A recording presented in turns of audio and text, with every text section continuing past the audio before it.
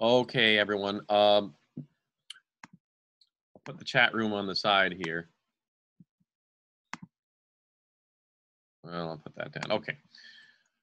We last left off talking about the invasion of the epithelial tissue. And now let's talk about the first system in our series of systems, the integumentary system, which is a fancy word for the skin. And the skin is made up of all the types of tissues. While I often call the epithelial tissue the skin, because the majority of the skin is made of epithelial tissue, many layers, indeed there are muscles, nerves, and other connective tissues strewn throughout the skin, making it a system. And let's do some fast facts about the integumentary system. First off, it's very, very varied in weight, surface area, and thickness. Surface area is 15 to 20 square feet. So, kind of about this big if you spread it around. The weight is 9 to 11 pounds. Its thickness varies from half of a millimeter to 4 millimeters thick. There's thick and thin skin. Pinch your neck. Hurts fast, doesn't it? Now take your elbow and pinch as hard as you can. Boy, I mean, you can start bleeding and it won't even hurt. Maybe when it bleeds, but basically that's thick skin, many layers of skin. And additionally, there are nerves going to those areas. You happen to have a lot of nerves going to your lips and to your neck, but not so much going to your elbows, right? So we have a variety of statistics here: surface area, weight, and thickness. Not some, I don't need you to memorize those factoids, but I want you to know that 1 square inch of skin has a lot of stuff in it. 15 feet of blood vessels, 12 feet of nerves, 100 oil glands, 650 sweat glands. This is a lot of stuff jam-packed in the skin, and you need each one, right? You don't have oil, you'll crack, microbes will get in, and they're waiting for you. Sweat, if you don't sweat, you won't regulate your temperature. If you don't have nerves, you won't sense what's going on around you. If you don't have blood vessels, obviously your skin will die. So all of these things are important in the skin. I did a crazy calculation way back. I mean, I think I must be absolutely crazy to do something like this, but I calculated how much skin you would have if you didn't flake it off. Skin flakes off constantly. Remember we did stratified squamous epithelial tissue? Well, skin continually flakes off of the outer layers, right? Remember the apical layers, off, off, off. So when you dust, remember I told you in the last class, you dust your house, half of it is your epithelial skin and half is, insect skin. Disgusting, chitin. To make a long story short, if you didn't shed, and you do shed, you would have 3 feet thick of epithelial all around by the time you're 80 years old. You'd be 6 feet wide with just epithelial tissue. You shed 40 pounds of skin in your lifetime. So if you look across a crowded room and you say, wow, what a beautiful person, just remember you're looking at all dead tissue that was once alive. Isn't that disgusting? So you go on Zoom, you look at each other. Now I know why everyone's I'm going to take off my video. That's it. You don't want to see dead skin. But anyway, drop something. So that's the idea of your epithelial tissue. That it flakes continuously if it's stratified. So sorry, I just dropped my coffee here. Getting overexcited about the skin factoids. Don't want to ruin my... Okay, now moving along. Let's talk about the functions of the skin, the physiology of the skin. Most people know that there's protection of the skin, that the skin provides protection for the rest of the body. Covers all surfaces, has a thick layer, stratified means protects. Okay, well, let's look at the 3 aspects of protection. Aspect number 1 is that there's a chemical barrier. The skin tends to be slightly acidic. Why acidity? Acidity keeps bacterial growth down. Acidity is a deterrent for bacteria to grow. Most bacteria, not all. Obviously, certain bacteria love it. They're called thermocidophiles. They love it hot and acidy, but not most bacteria. So the acidity level on the skin keeps bacterial growth down. Melanin. Now, melanin is the paint of the skin. Melanin is a pigment. You know, pigment is a fancy word for paint, literally a coloration of the skin. And the more pigment you have, the more you shield from UV light. All right, so pigment protects the nucleus from ultraviolet light. This becomes an important point in terms of the darker you are, the more likely you will not get skin cancer, the more likely you will keep your skin from getting damaged by the sun. However, this is a fascinating portion of the lecture because it gives us the evolution of skin color. Why are you dark or why are you light? People, you know, race and skin color has become a hot button issue. Probably has always been, but you know, people base a lot of decisions and you know, racism on skin color. And people, you know, we've said this in the last class, they have a lack of knowledge on why skin color evolved. So here's the latest hypotheses. I think you'll find this fun and it'll be a good dinner conversation, you know, just like the word opsonization, good dinner conversation for you to bring back to mom to say you're getting your tuition money worth it out of this online class. Okay, number one, why be dark? The old theory was that, just what I said, melanin protects from UV light, prevents you from getting skin cancer, therefore you live longer. But when do you get skin cancer? Back in 2005, they came up with this hypothesis that that's not true. And I always thought that that doesn't make sense because when you get skin cancer, you've already had your babies. You tend to be over 40, maybe even 80, you know, and honestly, evolutionarily speaking, who cares? You could say you've already passed your genes to the next generation. So you're not really weeding out those genes because of skin cancer, the light genes in places that have a lot of sun. People tend to be darker. Most of you know this.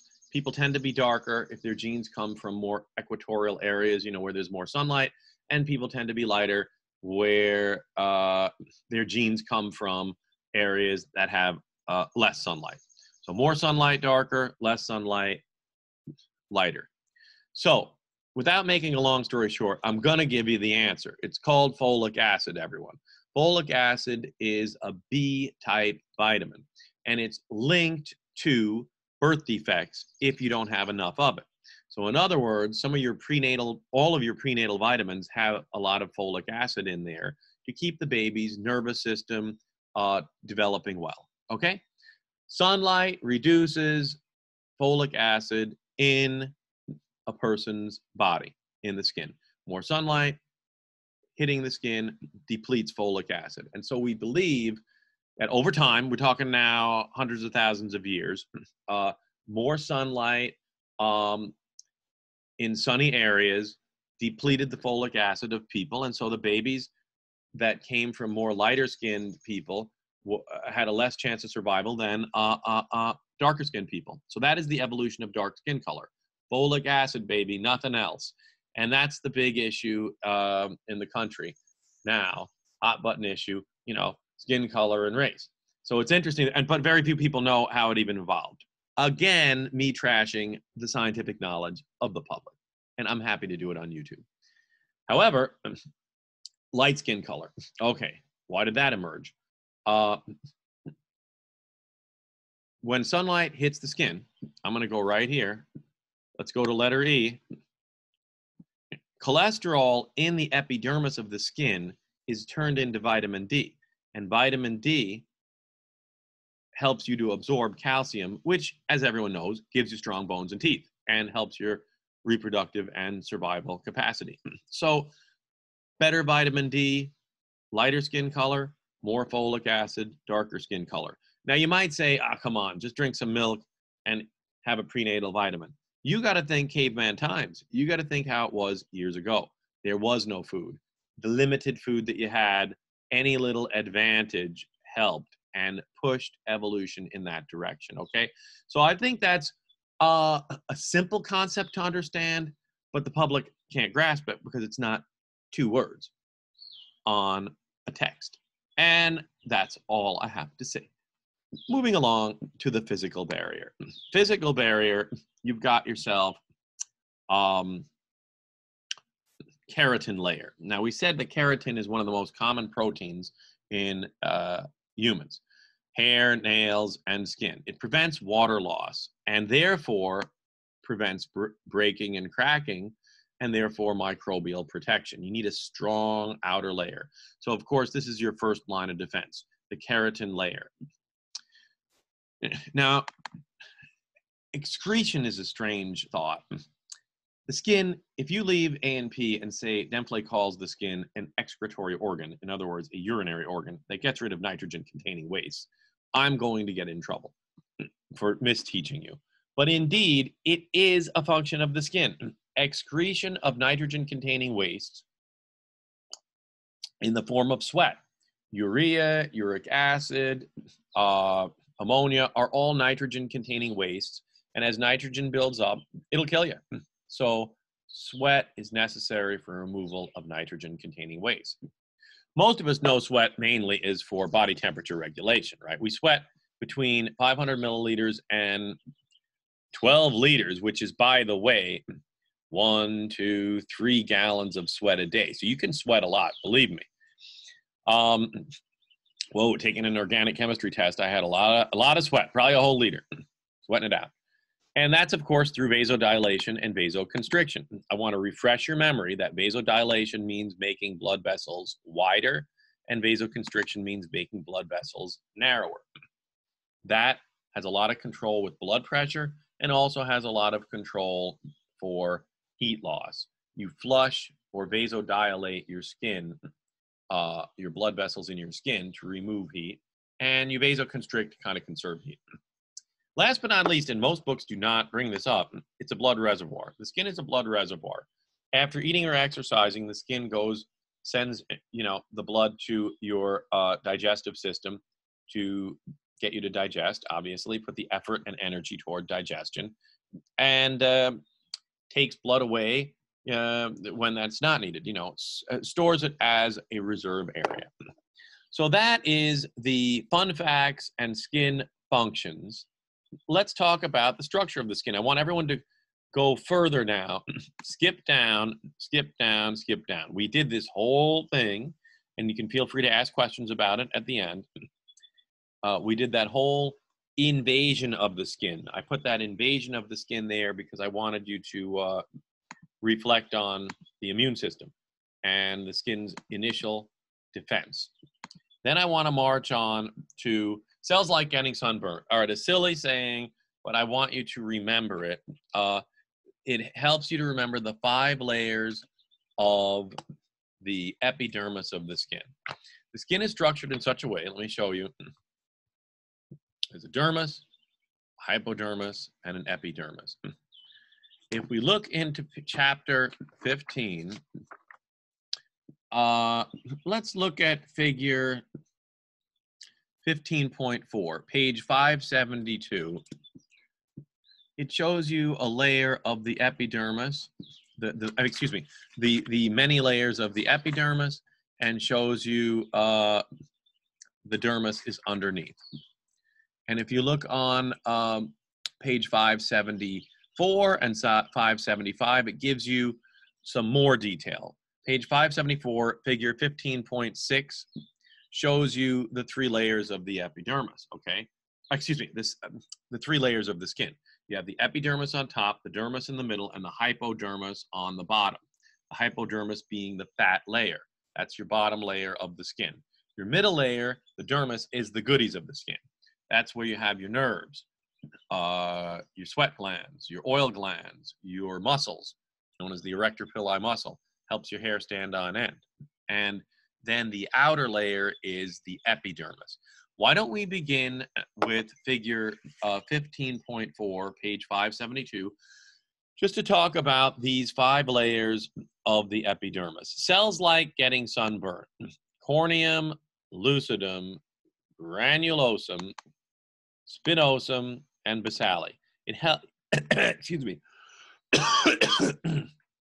The first letter of each word helps you remember the name of the layer. And I want you to know each of the layers and what it does. The corneum is known as the horny layer because it looks like little horns on each of the cells. It's kind of hard to see on this picture, but that's where it got its original name. What I want you to know is that it's the thickest layer. 3/4 of the epidermis is made up of the stratum corneum. It is water repellent, keratin filled, and it's dead cells. 60 cannot be up to 60 cell layers thick. You know, usually about 20 to 30 cell layers thick. And I think ultimately it flakes off. It's just dead cells. And the picture is very nice, 15.4, just showing that there's no nucleus, there's nothing in there, just dead cells. Then we've got the stratum lucidum. That's clear skin. That's found only in thick skin, like your feet, your hands, your elbows.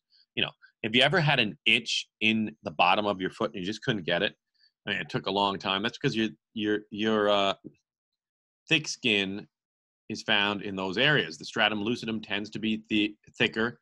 It's known as the clear layer because it looks kind of clear, as you can see from the picture in figure 15.4. It's kind of clear, but an itch in your foot definitely can drive you crazy. And the stratum lucidum, those extra layers of dead keratinocytes, do not help getting through to the itch. There's also, have you ever seen that little, I forget what they call it, the little pedometer or whatever it's called that you can scrape your foot?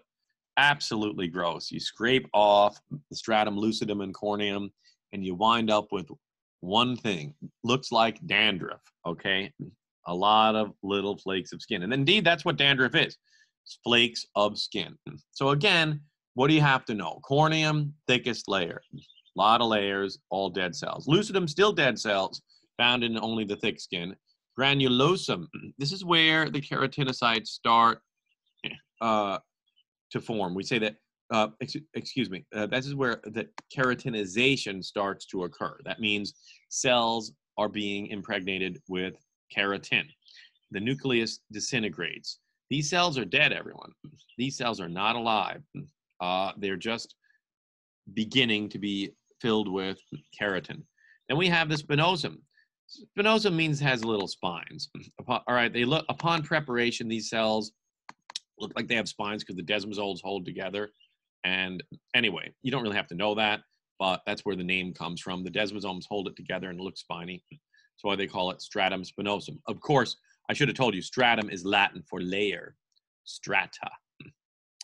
So you're learning Latin too. Evolution of skin color, Latin, all kinds of good talk. Okay, from this cell layer out, the cells die. Okay, so really the spinosum, they're still alive, but they are going to die as they are produced. And of course, where are they produced? In the stratum basale, also known as the stratum germinativum. Germinativum is Latin for germinating or growing. Basale means base in Latin. Either way, it's the bottom layer, right? And all of your skin comes from a bottom layer. The apical layer flakes off, but it is made, as you can see in figure 15.4, keratinocytes move up as they age, it says on that figure. They move up because they are made in the stratum basale. Well, I want you to know a few cells of the skin that are particularly important. I did not forget the macrophages. That should be an A, not an I. It's a typo, another point off. The Langerhans cells are macrophages. As you know, what's a macrophage? An immune cell of the skin. The Langerhans cells protect the skin. We have Merkel cells that are nerve endings where you feel, melanocytes that make melanin to make you darker, and keratinocytes that make keratin to make that protective layer. If we look further, and let's everyone turn to page 574, that is the image I want to show you. If we look at that picture, you see that under the epidermis is the dermis. The dermis is made of 2 layers, all right? It's a top layer, known as a papillary layer, and a bottom layer, known as a reticular layer. The top layer has something called the papillary, the dermal papilla. And the dermal papilla are your fingerprints. That wavy layer, you see that wavy layer? It says dermal papilla in figure 15.6. That is, I would say, unique to each of us, and therefore gives us our fingerprints. We say that the bottom layer, the reticular, has all kind of the goodies in it. The nerve endings. Meissner's corpuscle is a type of nerve ending that helps you touch. Pacinian's corpuscle is a type of nerve ending that helps you to feel pressure. There's where your fibroblasts fix up the tissue. You have a lot of collagen fibers, and when you do a surgery, you always have to cut parallel along the collagen fiber, right? You don't want to cut, like if you look at my floor, the wood grain is one way. You want to cut in this direction. You don't want to cut across the collagen fibers. So when surgeries are done, that's what they do. Did you guys see that on the floor? If the wood grain is this way, right? Let's say the collagen fibers are all going this way. A surgeon wants to cut this way, not across. And sorry for showing my feet, but you know, it was a necessity. Okay. What else? A couple of other tidbits. So I told you about dermal papilla being your fingerprints. Again, where's the dermal papilla? It is in between the epidermis and the dermis, right? What else? Stretch marks are dermal tears. They're literally scar tissue that forms as you grow. And they're completely normal, and different people have different amounts of stretch marks based on how rapid their growth was at certain points in their life. That all comes from the dermis. The hypodermis, might want to write the word hypodermis right here. Hypo dermis. And you can see it in that picture. Hypodermis equals fat. It's the fatty layer at the bottom of the skin. So again, write the word hypodermis. I wish I could type in. I don't know how to quite do that. I can do it. Wait, I'll put it in the chat room. So you can put that in. Here we go. Hypodermis equals fat of the skin. And you got to have it, right? And that's figure 15.6. So just, you know, a little tidbit. Okay, let's move on to colors of the skin, what colors mean what disease, and then we'll move on to hair, nails, sweat, oil, and all the gross stuff for the second half of this lecture. I'm going to go quickly through the pigments. Basically, we talked about folic acid being responsible for dark skin color due to its the melanin's protection of the folic acid. Hopefully everyone understands that. I can re-explain all these things. Don't feel, just because I put down the public, some of these concepts are tough to understand, and I'm happy to explain it at the end, everyone, okay? I just am putting the public down for fun. You guys are learning, and I give you a lot of credit. So feel free to ask questions at the end.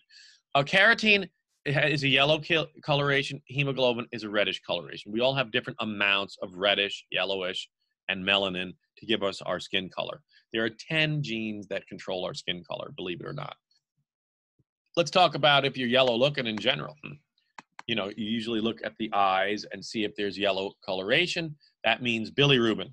Bilirubin is made by the liver, excuse me, bilirubin is processed by the liver, and then when the liver's not functioning right, you develop jaundice, in other words, a yellow color, because bilirubin builds up in the skin.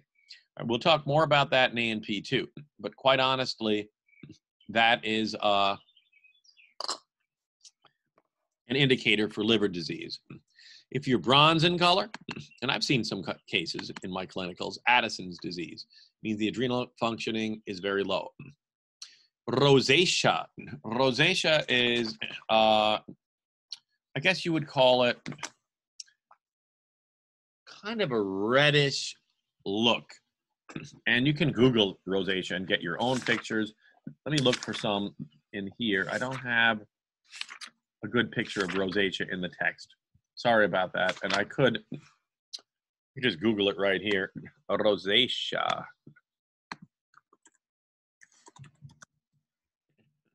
There it is. Can you see it? You know, like a reddened skin color. Anyway, I don't want to get too crazy here. But, you know, it looks like you have, you've been drinking too much. Let me just put it bluntly. But you haven't. It's due to the capillaries and blood vessels, let's just say blood vessels, of the skin extending. And H. pylori is the bacteria that's associated with it. Somehow causes the reddened marks. I'll leave it at that. Then there's the port wine stain. That's where there's like you have a reddish mark, you know, like a birthmark. And they're collections of dermal vessels. They're not toxic. I had many students with them, and I think I also had a grandmother with it. You know, it's a cosmetic thing. We'll leave it at that. But that's a port wine stain when the dermal vessels collect and form a reddened area, a blooded area. It doesn't look bloody. It looks red. It's totally red, and it's because the blood comes to the surface. So everyone, I had a friend who was totally into hair and nails and, you know, always going to the hair salon. And anyway, point is, if you're into hair and nails, which I am really not, you're going to love this lecture. So let's start. I mean, it's okay. It's always interesting talking about some gross stuff. So number one, let me show you a picture of hair and bacteria. Let's just do images. I want you to see and note how hair looks. All right, this could get gross, but let's see if there's any. These are like little bacteria on there. I have some other pictures. Here's some bacteria. They're colored pictures. Hair is notorious for having a ton of bacteria in it, okay? And I just want to say, some of you are, I'm sure, grossed out by it, but hair is gross. The function of hair is to catch bacteria and protect your openings. Look at your eyelashes. Look at a beard. All of these things, wherever you have a hole in your body, okay, what does it do? It's got hair around it and it oozes. Okay, this is a gross conversation. I hope I'm not going to be on YouTube with this. No, I'm kidding. I mean, I'm happy to put it on. But I think, you know, it has a function. Every time you have an opening, hair traps bacteria, oozing liquids, cleanse the area, and it prevents you from having creatures come in. You have to think of that all the time. So we have skin derivatives, hair, nail, earwax, sweat, oil glands. What I'm going to start with is the sudoriferous sweat glands. And if you look on page, I suppose page 574, back to page 15.6 and 575, you can see there are sweat glands. And the sweat glands are two types, eccrine and apocrine. Eccrine sweat glands, also known as merocrine for our purposes, are the most numerous in your body. That's your average sweat. Soles of feet, forehead, palms, arm, right? Not the armpit. Okay, you have some in the armpit. But when you think of hand sweating, feet sweating, forehead sweating, and any other part of the body, let's just say, besides your privates, besides your anogenital, and besides your armpit or your axillary. So in other words, most of your sweat is your average sweat, called eccrine sweat glands. You have 2.5 million per person. There are 99% water in your sweat. There's a little salt, a little antibodies to protect you, a little vitamin C, a little bit acidity. That's what we discussed when we opened this lecture, that the acidity of the sweat keeps bacteria at bay. A little lactic acid you build up, which is, what is that? Mosquitoes like it. It's a byproduct of metabolism and just general metabolic waste, the nitrogen waste. You know, a cat licks you and likes you because it likes the salt and it likes the acidity. A cat is the most selfish creature. Interrupts me with every lecture, by the way. Just now I wanted to get back in the house. Soon he'll want to get out. He knows I'm talking. Wretched beast. Anyway, to make a long story short, the function of sweat is thermoregulation. In other words, controlling your body temperature, right? What other goodies do we have here? Well, the apocrine. These are your nasty sweat. These are the sweat glands that are in your private areas and under your armpits. They're larger than eccrine glands. And I mean, their physiology ends in hair follicles. Why have it? They're scent glands that increase and decrease with female menstruation and foreplay. This is a racy topic, but basically, the milky secretions have sweet, fatty acid, and protein parts that are decomposed by bacteria and give you an odor. So all of us have a different type of odor. You may not even know it. And so that odor from your apocrine sweat glands may be playing a role in that portion of one's life called the sexual portion. Now, let me tell you about a job interview I had years ago. I have an external auditory meatus. In other words, an external ear canal that's abnormally shaped. I mean, it's not all that bad. You can't see it, but it's like it will trap water. So I have to wear earplugs when I swim. So to make a long story short, I was in a job interview, and I tend to get earwax from it. And your earwax glands are modified apocrine glands. They're your ceruminous glands. And serum is earwax, okay? The main function of it is to deter insects. It's another hole. So what do you have in your ear? Hair. And what else do you have? Earwax, to get rid of any insect that may come in. You got to think of caveman times, okay? You're laying there. There's no protection. A creature can come in your ear. So you need hair to detect it, and you also need earwax to flush out. But anyway, so I had some earwax. What do you do in an interview? All right, I'm going to open the chat room for this one. You're in an interview. I had, my first college teaching job interview. I was pretty young, 24, and I heard it clunk right in the shelf of my ear, and I heard a little earwax. So the question I have for you is, would you, now you remember, you have like 8 old professors lined up looking at you. Do you grab the earwax, or do you and throw it away, or do you just let it sit? Someone got to answer me. Grab or sit? You're being watched, but you could be smooth about it. Anybody? Let it sit. Damn it, Madeline Grinder. I didn't do it. Tanya, let it sit. I picked it up. Taylor, I picked it up, and I did not get the job. Fulton Montgomery Community College, 1994. And what can I say? It didn't go well. You take it, you think you're diplomatic, and it's just obvious. So anyway, there's your ceruminous gland. All right, all of you got more common sense than me, so maybe you'll get a job. Anyway, let's move on. So embarrassed. All right, let's go on. Sebaceous oil glands. If you're oily, some people are oilier than others. That's just the way you are. And it's partly due to puberty and time of life, hormones, and partly not. As you get older, you get less oily. That's a good thing about being older. So oil glands are everywhere on your body, and its point is to make sebum. Sebum is oil, and it prevents cracking. That is really its main purpose. It slows water loss, prevents cracking, and it's bactericidal. Okay, it's not on your palms and the soles of your feet, and there's a very good reason for that. You don't want oily feet and hands. You won't be able to grab anything. Common sense. So there's Mr. Staphylococcus. They love an oil gland, right? Mr. Pimples, Staphylococcus loves an oil gland, and acne or blockages form in those areas, okay, due to staph. And every pimple is indeed a staph infection. And they always say, don't pop your pimples. When I was young, I would pop the pimples, and get the pus out. There's been debate on that. I guess, I've heard both sides. Ultimately, you shouldn't it's a mini abscess. So on one hand, you should, because it'll resolve quicker. On the other hand, it can cause a scar, more likely to cause a scar. So interesting, and a problem for teens, Nails.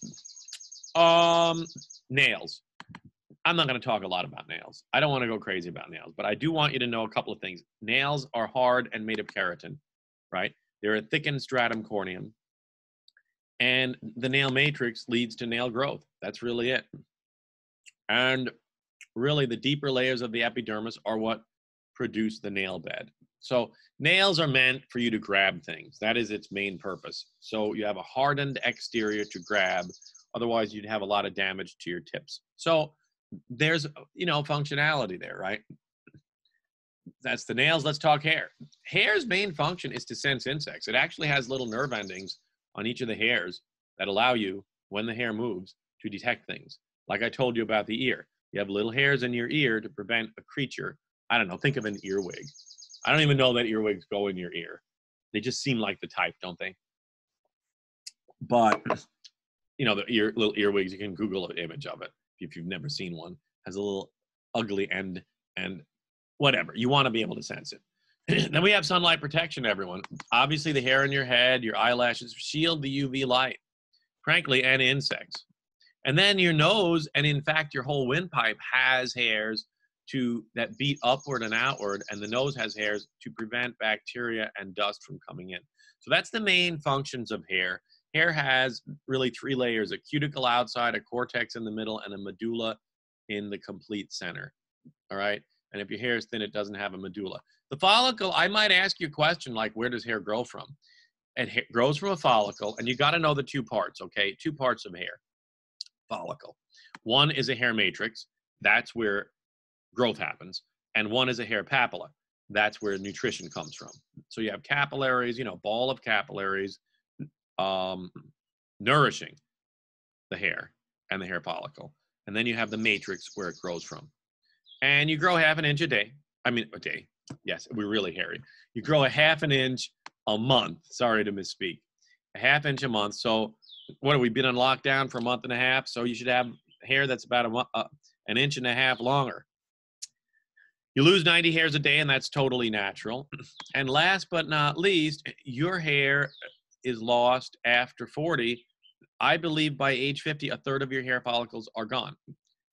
Alopecia is hair loss after 40, and male pattern baldness is a genetic sex-linked trait where dihydrotestosterone is involved in just making you have like that horseshoe, losing all the hair on top, have a horseshoe shape of hair. That is different than just alopecia or hair thinning with age. Male pattern baldness is on the X chromosome.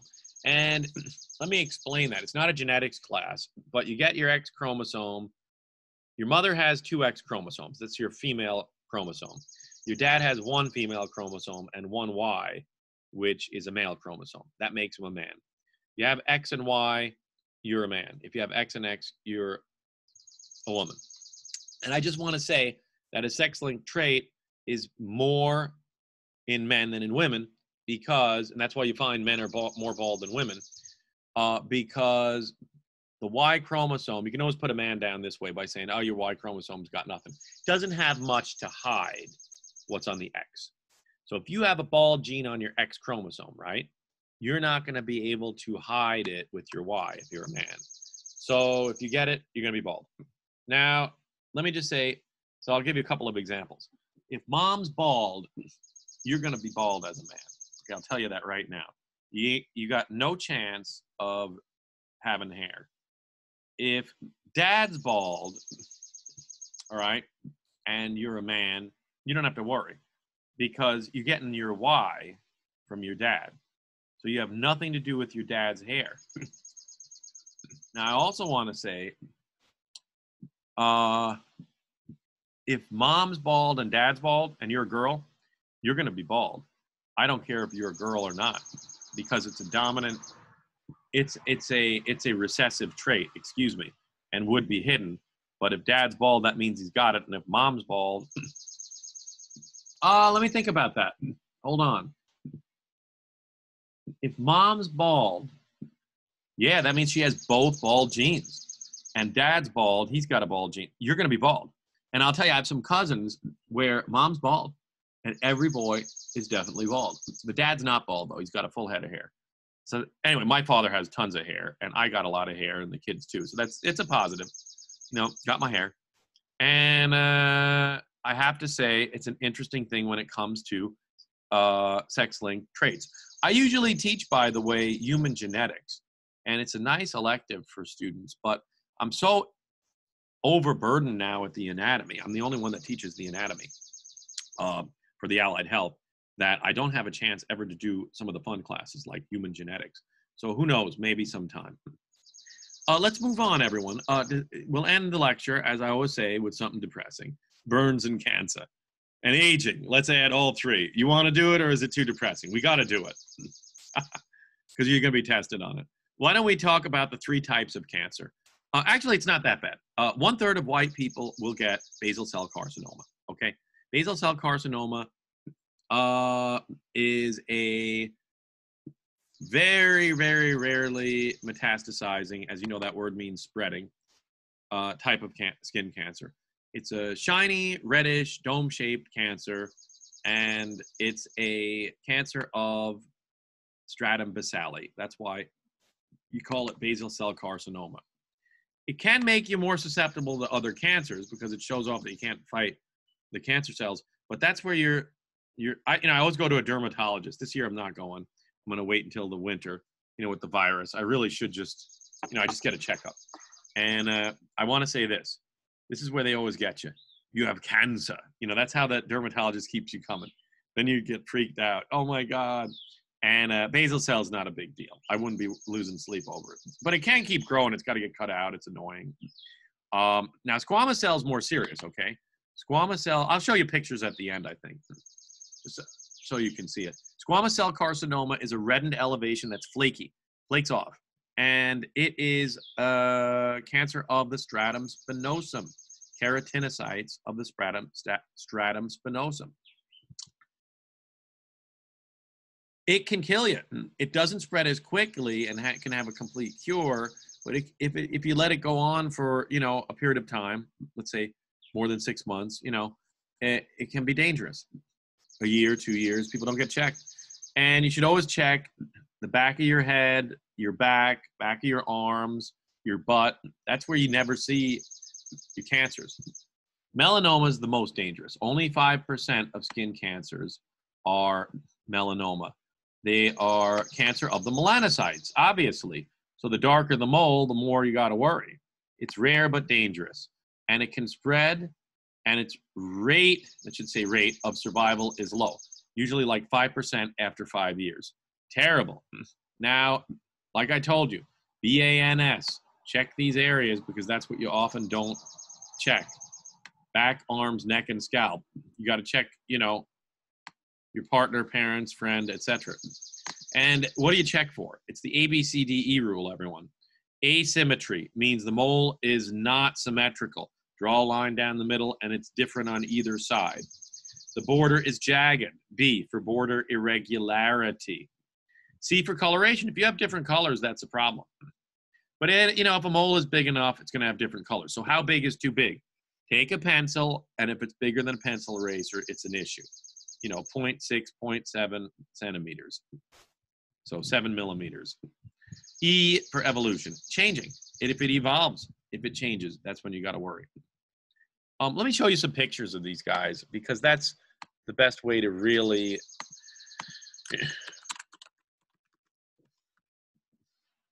I'll just show you a few. Let's see. Types of skin cancer. Let's just go to this one. Oh, that's a nice. That looks to me like a basal cell. All right, let's see. I'll move this around out of the way. Basal cell is this reddish bump. Squamous cell is here. It's, you got your flake. You see what I mean? You got the flaky part.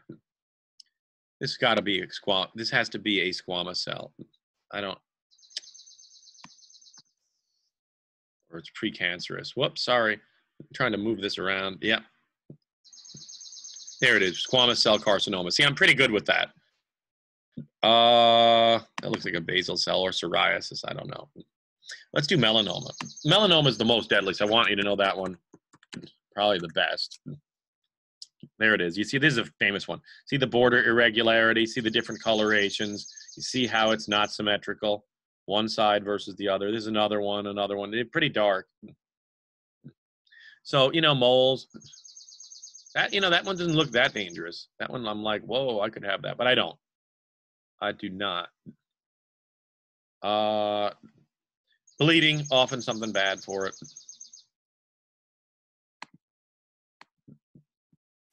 Okay, let's get rid of that because I don't want to be too depressing. Let's march on to the rule of nines. Everyone, I want you to stand up now. All right, stand up. There's no sense sitting. We got to stand anyway because it's a long lecture. Got everyone standing here? All right. So the rule of nine states that the percentage of your body burned equilibrates to a rule of nines. So feel the front of your face, that's 4.5%. Feel the back of your face. Together, if you burn your head, it's 9%, okay? The front of your arm, then feel the back of your arm, each is 4.5%. So 9 if you burn your arm. This is a way in which, again, to figure out how much or what percentage surface area of your body is burned. Feel the front of your legs. That's 9%. Back of legs, 9%. Together, that's what? 18%. Front of your body, torso is 18%. Back of your body, torso, another 18%. That's 36%. And I kind of try to draw this right over here. And then, of course, there's your privates. We won't show that. That's 1%. You should be burning your privates anyway. So it adds to a total of 100%. Okay. Then we've got, so that's a little fun, right? Then we've got, you can take a seat back down. First degree burn, this is easy to remember. What's a first degree burn? What's a second degree burn? What's a third degree burn? And I'd give you pictures now, but in the interest of time, I think you can visualize it because we've all had these burns. Probably not third degree. First degree burn is a burn of the epidermis, the top layer. It's just red and hurts. Second degree burn means you got blisters. That means the dermis is involved and the epidermis. Third degree burn is charring. Okay, I mean, you know, parts of the hypodermis get burned. So again, it's easy to remember what's burned in each degree because if the top layer is burned, it's first degree. Second layer of skin burned, second degree. Third degree layer, third degree burn, hypodermis. All right. I guess we can show. I don't know. Let's do burns. Burns, second degree. Let's just do images of it. I just want to show it to you a little bit. Oh, here's a second degree burn. Actually, that's a bad second degree burn. That looks, God, more like, you know, you got a lot of blisters. Once you got the blisters, it's second degree. First degree. We'll do first degree. That's happier. Still not great. You know, it's kind of red. Not just sun, you know. Third degree. All right, I got to look away. Ah! Oh, damn it. I was taking it off. The disease is the best part of the class, but tell you, sometimes it's like, it's horrible. So why talk about how much of your skin is burned? Usually it's fluid loss, everyone. If you're treating someone with burns, a lot of fluid is lost, ladies and gentlemen, and as a result, that fluid loss leads to dehydration. Also, there's lack of temperature regulation. So both of those things have to be managed with burn victims. And, you know, they can do grafting and, you know, big issue is infection, right? Skin is your first line of defense. If it's damaged, can't protect from infection. Decubitus ulcers, ulcerations, bed sores, they call it.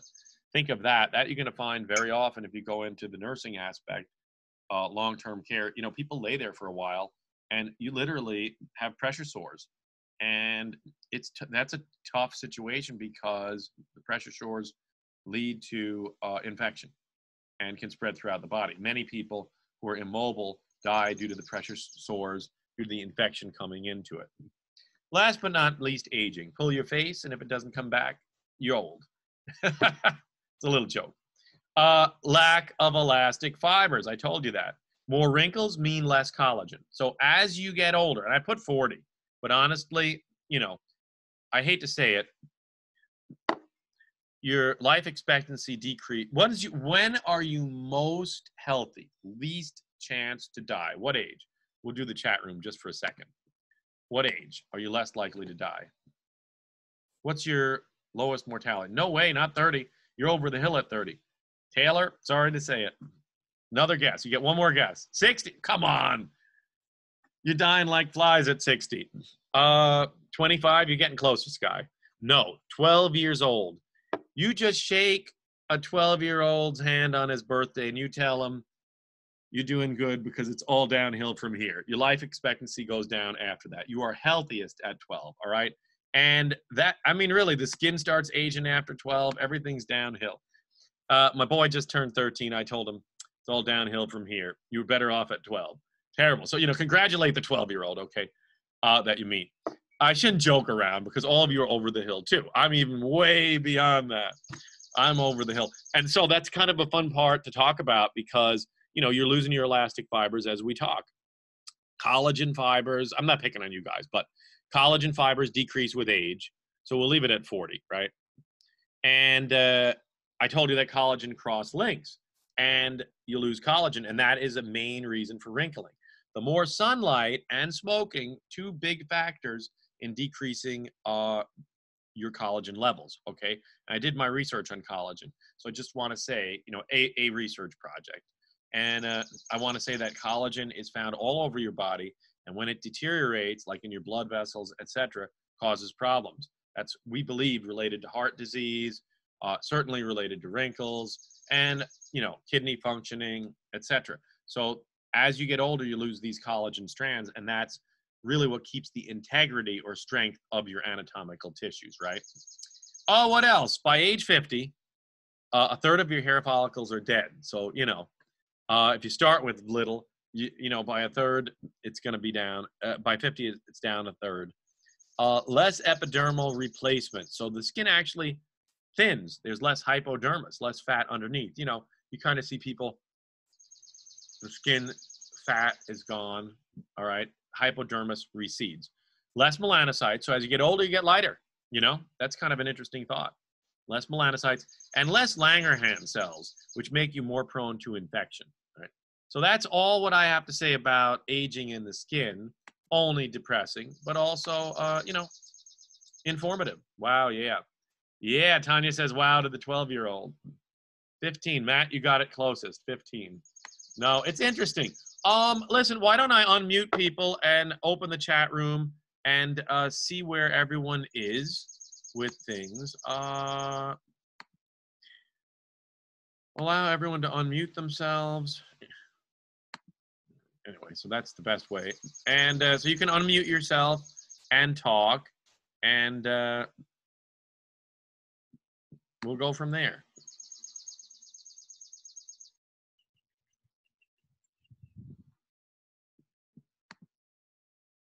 Whoops. Let me get to the chat room. Let's open that up. There's 5 more packets after this, right? You know what? We're going to do 3 packets. We've incorporated some of the other packets. So 3 more, bone and muscle and nerve. And that concludes our course. And then, so is exam 2, is note packets 4 and 5. Yes, note packets 4 and 5. Right, no packet 11 and 15. We're going to do, I think I gave everyone, let me show you my note packets. Right, this is what I have. So we're going to do 6, 9, 11. 8 and 15, week 8 and 15, we're not going to do. Don't need to do it. I didn't do it in the last class. I'm not going to do it now. This is your articulations, and I incorporate it into the bones. And this is your brain, and I incorporate that into the nerves. So just week 6, we're going to do a week from today. And then we're going to do week 9. All right, that's the muscles. We're going to do that, just so you know, 9 and 11 are going to be done your last week of class. That's going to be Tuesday and Wednesday. Are we having a final and a final test and practical on the last day at the same day? We can do whatever you want when the time comes. If you want it separate days, I'll do it separate days. We can meet. I can email you on Thursday the test and on Friday the practical of the last week, or we could get it all done on Thursday. Maybe we'll just talk about it, all right? Oh, separate days you prefer? Okay. Yeah, I mean, I almost say that's not a bad idea. For the lab practical, what should we study in our lab manual? And that's a good question, Sky. What should you study? You know, I give you an email to guide you on what should be studied. Um, so it's different objectives. Um, so like, let's take the first objective. I did the practical last week, and you know, there's some questions on the 52 regions. A decent number because you really got to know them. A little bit on everything. That's what I have to say. So I'll go and I'll look, okay, do they know the directional terms? Proximal is the opposite of distal. Anterior opposite of posterior. And so I would highlight, I would print out the little handouts I gave you and just highlight in the lab manual what you have to know. So I will go over it right now. You got to know the 52 regions, got to know directional terms, got to know the tic-tac-toe in lab 1. All right, for example. If you go to lab 2, I have you do, it's, the online version of a microscope lab. So I have you know the parts of the microscope. I have you know the theory behind the microscope, right? And that's important. And I have you know, in lieu of you actually having a microscope, I have you go to YouTube and look at a demo. Now, I don't know how I feel about that, okay? Teaching online. I would rather you sit with the microscope, but it's impossible because we'd have to send you a microscope. And I have to say, do you really need it? So part of me says, it's okay. You don't need it to be a nurse. But at some point, you got to make sure you know how to use the microscope. Okay, so anyway, I'm on a tangent. Sorry. I'm going to keep going over what you need to know. So the theory behind microscopy, the parts of the microscope, whatever I sent you in YouTube that you have to know. There's a little bit less questions about the cell permeability lab, okay? I had a YouTube asking you how things move in and out of that bag. I have one question on that. And usually I'll really emphasize it because it takes forever to get it set up. I'll ask you like 5. But this time I ask you one, did starch go in or out or, stuff like that. So you have to have looked at the YouTube. And then, a little question on each, a few questions on the principles that I wanted to know on how things move in a cell. That's lab 3. And lab 4, your last lab that I sent you this week, is going to be pictures of different tissues, and you got to be able to identify those tissues. And I found these tissues on the internet, their color, and you got to match it with the lab atlas. About 4 of them. We don't want to be cheap with it. There may be a couple of questions where you find different things. So if you have that lab atlas, you should be all right. It describes where you find different things. And we did have a nice lecture on histology. It was very intense. So I think that will help you also with the practical. Okay, let's answer some questions also. Tanya, let's start with practical. Is it Wednesday? Let's see. I think we're going to do Monday the test, right? And Tuesday the practical. I repeat, Monday's the test, Tuesday's I'm sorry, what am I saying? Scratch what I said. That is not true, Monday. I'm talking crazy. Sorry, Tuesday's the test. I repeat, Tuesday, let me write this. Tuesday, test number 2. Wednesday, midterm practical. Okay, that's it. And then Thursday, bone lecture, all 9 a.m. So that's what I want. Let's see now, hair and genetics. My mom and dad has natural brown hair. My grandmother has natural gray hair. Oh, it's natural? Like she was born with gray hair? I have a mixture of both. How's that possible? Natural brown. Well, I mean, that's interesting. Yeah, clarify. Did she have gray hair as a kid? Oh, wow. Full head of gray hair. I've never heard of that. Well, it's just no melanin produced. An albinism of some sort. That's interesting. And it must be, albinism usually is full. So it's horrible. Well, I'll have to think about that. But I think it's, you have a mixture I think it's codominance. That's what they call it, where they're both dominant. And but wait a minute, your mom did not inherit that. So there must be a gene that she kept. It must be two recessives that each act dominantly with each other. That's what I'm thinking. I really feel like I'm just BSing because I've never heard of this. I know what albinism is. If you have albinism, everything, all melanin is not produced, not just the hair. Is she totally light in color all around or no?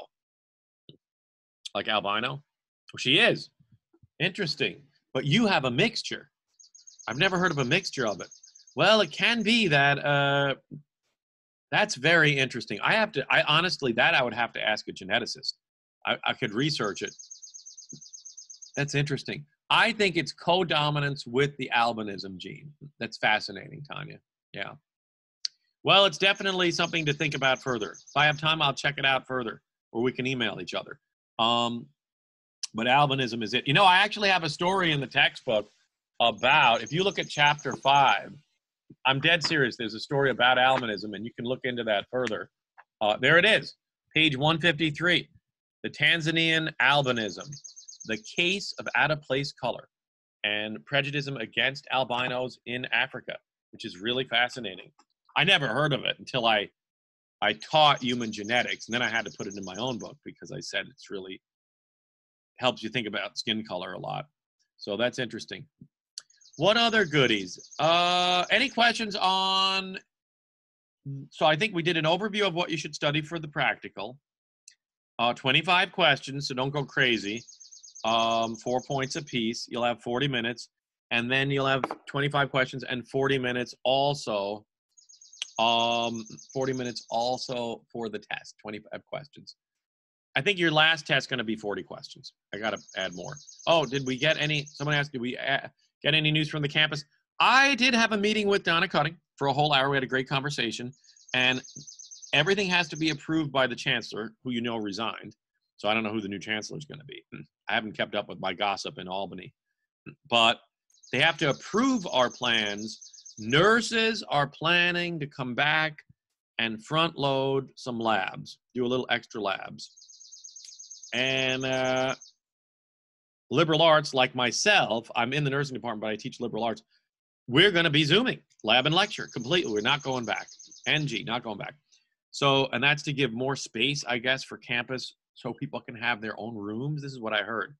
So that's the latest gossip. The new chancellor, I don't know when they're coming. That I'd have to look up. Students staying, there are students staying on campus for sure. The tech students, I think nursing students. That's what I heard. Well, you know, yeah, no, I think colleges are going to be back. I think they're afraid of a second wave. They don't even know that there's going to be a second wave. There's a lot of craziness. You know, there's we really don't see a second wave coming from the protests at all. So I don't see that. I don't know. You know, the weather, it's a seasonal thing, I think. But I don't want to say, I don't know. Unexpected things can happen when you least expect it. I say you're right. Absolutely. So I don't want to say too much because I don't know. This is what we expect. Liberal arts stays off campus.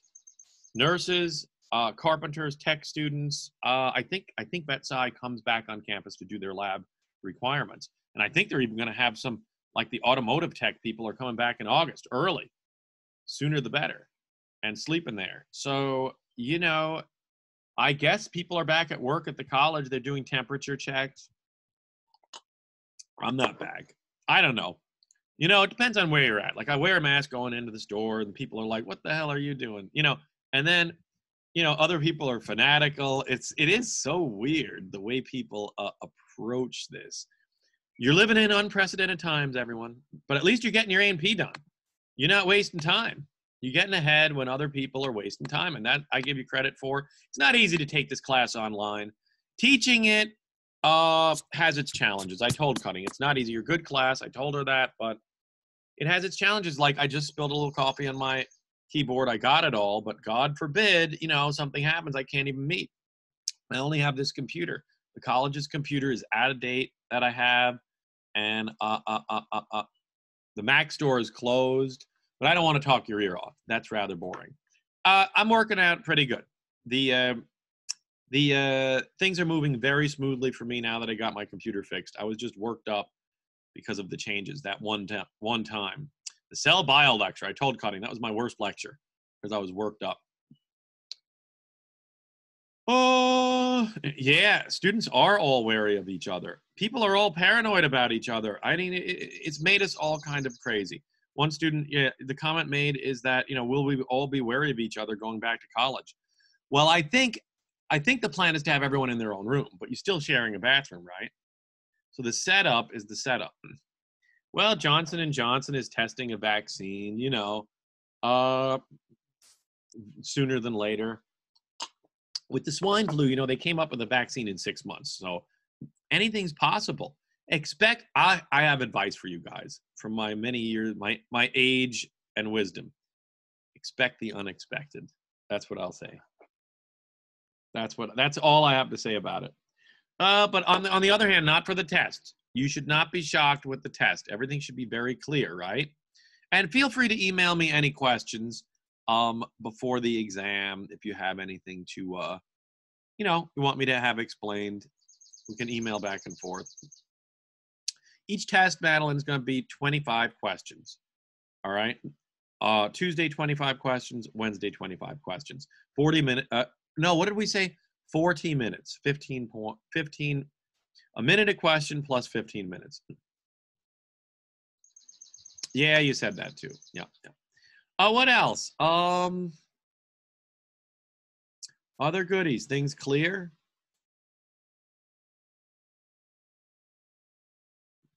I would have the notes open, print it out so you can refer to them when you're taking the test. Have your lab manual open. Have privacy, which is not that easy, I believe, right? Sometimes. And you should be fine with the 2 tests.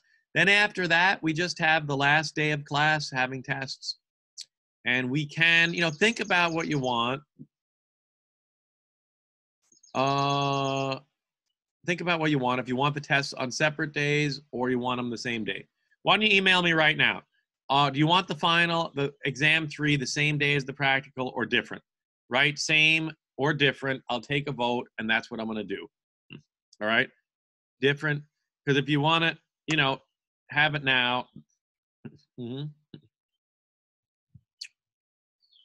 You know what we could do? I'm seeing all different. All right, I think we have enough votes for different. Okay. Do you want to, let me ask you this. Do you want to, it'd be nice to end it on Thursday of that week. What's today, the 11th? So the 25th. I think it's supposed to end. I'm thinking we could, it's never good to have a lecture the day before, is it? I mean, the day of the test, the practical. All right, let me ask you this.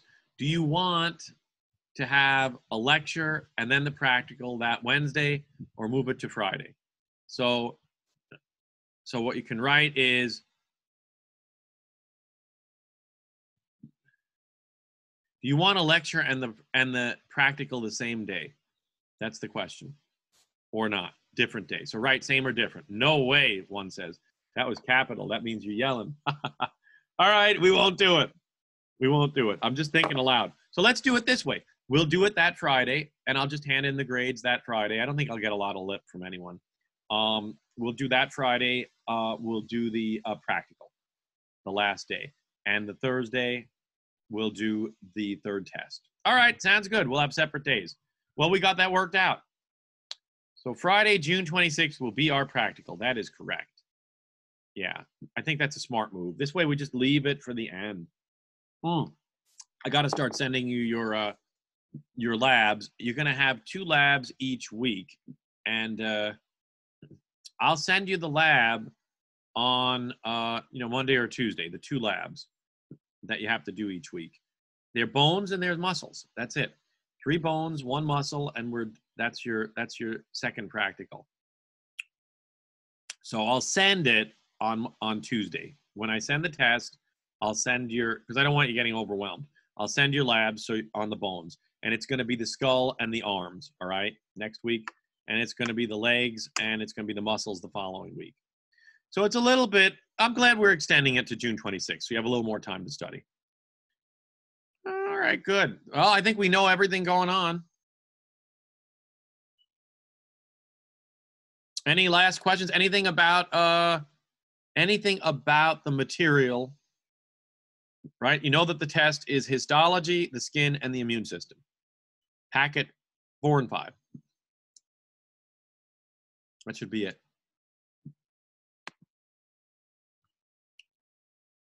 All right, I'm going to end the meeting. Email me if you have other questions, and we'll go from there. All right, I will email you the test on Tuesday. All right, enjoy your studies. Have a great weekend.